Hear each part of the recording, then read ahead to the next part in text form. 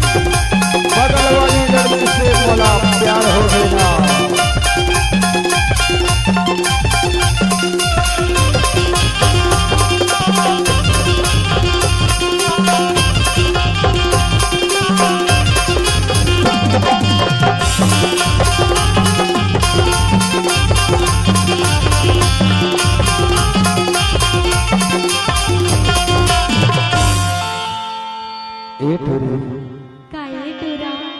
तोला मैं हाँ कही रहे हैं भारी मैं प्यार करता कई के अप्रैल तोला कहा था ना तो अगल में बैठे रही बगल में बैठे हलस ना तो मोर नजर है तो रुक तो कहा जाते वो अप्रैल तोला कहा था ना प्यारे हो गए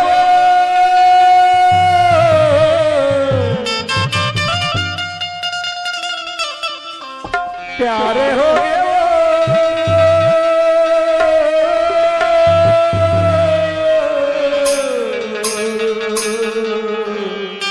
मोला प्यार हो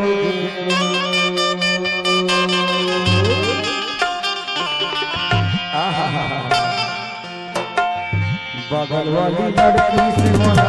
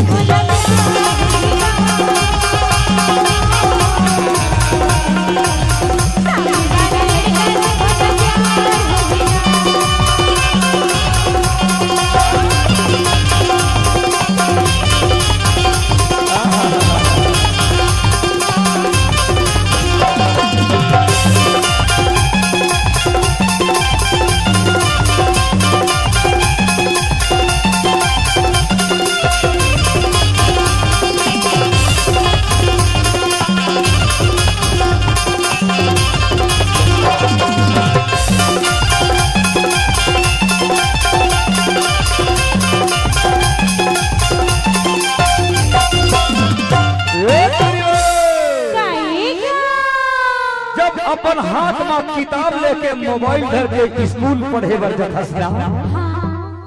तोर पीछू पीछू आता तो ला भारी मैं प्यार करता रे मोर जानू अप्रैल तोला कहा था ना 16-17 के तो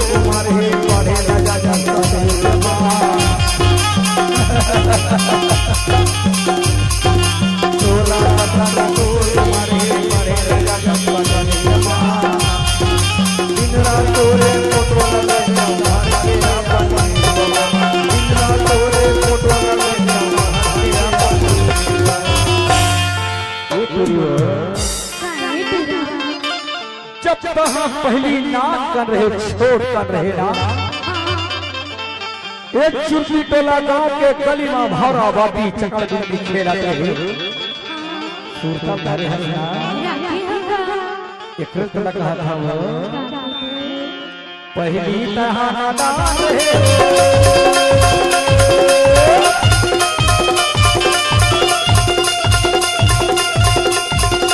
पहली तहाना